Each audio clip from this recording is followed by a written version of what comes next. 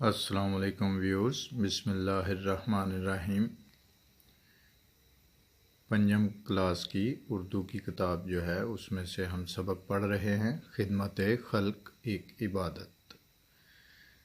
اللہ تعالیٰ ان لوگوں کو پسند فرماتا ہے جو اس کی مخلوق سے پیار کرتے ہیں۔ مخلوق کے خدا کی بھلائی کے لیے کی گئی کوشش خدمت خلق کہلاتی ہے۔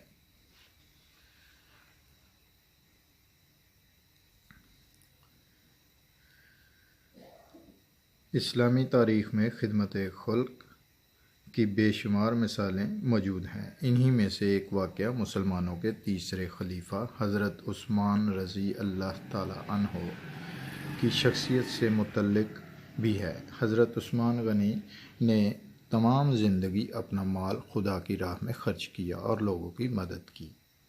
نبوت کے 13ویں سال جب مسلمانوں نے مکہ مکرمہ سے مدینہ منورہ کی طرف ہجرت کی تو وہاں پانی کی شدید قلت تھی۔ لوگوں کو میٹھے پانی کے لیے دور دراز مقامات کا سفر کرنا پڑتا تھا۔ مدینہ منورہ میں میٹھے پانی کا صرف ایک کنواں تھا۔ اس کنویں کا نام بئر روما یعنی روما کا کنواں تھا، جس کا مالک ایک یہودی تھا۔ وہ یہودی مسلمانوں کو مہنگے داموں پانی فروخت کرتا تھا۔ مسلمان ہجرت کے وقت اپنا گھر بار اور مال اسباب مکہ مکرمہ میں چھوڑ آئے تھے، اس لیے ان کے پاس پانی خریدنے کے لیے پیسے نہیں تھے۔ مسلمانوں نے اپنی پریشانی کا اظہار اللہ کے نبی حضرت محمد صلی اللہ علیہ وسلم سے کیا۔ آپ صلی اللہ علیہ وسلم نے صحابہ سے فرمایا کہ کیا تم میں سے کوئی ایسا شخص ہے جو بئر روما کو خرید کر رفع عامہ کے لیے وقف کر دے اور کل قیامت کے روز حق تعالیٰ کے ہاں سے اس کا بہترین معاوضہ اور بدلہ حاصل کرے؟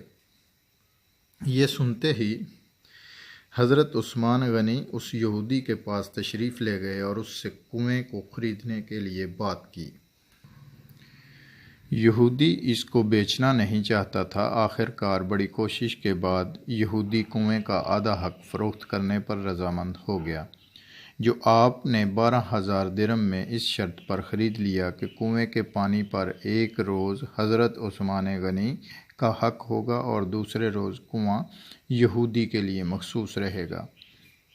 جس روز حضرت عثمان غنی کی باری ہوتی، مدینہ کے چاروں جانب سے لوگ امڑ آتے اور ہر شخص اتنا پانی نکال لیتا جو اس کی 2 دن کی ضروریات کے لیے کافی ہوتا، اور اگلے روز جب کنویں کے پانی پر یہودی کا حق ہوتا تو کوئی بھی شخص اس سے پانی خریدنے کے لیے نہ آتا۔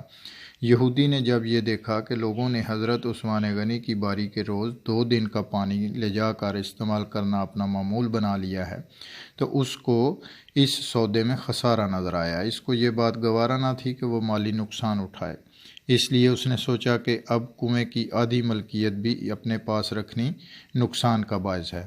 یہودی نے باقی نصف کنواں مزید 8,000 درہم لے کر حضرت عثمان غنی کے ہاتھ فروخت کر دیا۔ اس طرح 20,000 درہم ادا کرنے کے بعد اب یہ کنواں حضرت عثمان غنی رضی اللہ تعالیٰ عنہ کی مکمل ملکیت بن گیا۔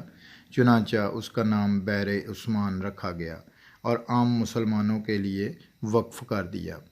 یوں حضرت عثمان غنی رضی اللہ تعالیٰ عنہ نے ذاتی نفع کے بدلے لوگوں کی بھلائی اور دنیاوی فائدے کے بدلے آخرت کو پسند فرمایا۔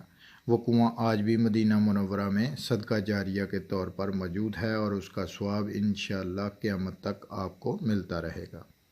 اپنا خیال رکھیے گا۔ نیکسٹ ویڈیو میں ملیں گے نیکسٹ سبق کے ساتھ۔ اللہ حافظ۔